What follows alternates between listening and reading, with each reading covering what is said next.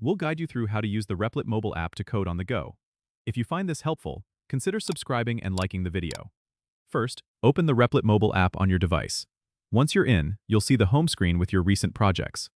To start a new project, tap on the plus icon at the bottom of the screen. You'll be prompted to select the language you want to code in. Choose from popular languages like Python, JavaScript, or HTML.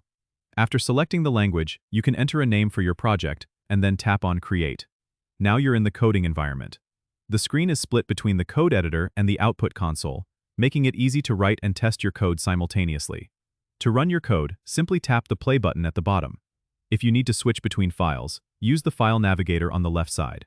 You can tap on different files to open them in the editor. To collaborate with others, tap on the share icon and invite your friends or colleagues by entering their email addresses. You can also change your code's visibility settings from private to public if you want to share it with the community. If you ever want to return to the main menu, tap on the Replit icon at the top left. This will allow you to access your other projects or start new ones. Remember, the mobile app is designed to give you the flexibility to code anywhere, anytime, with all the essential features you need. Don't forget to subscribe and comment if this helped you out.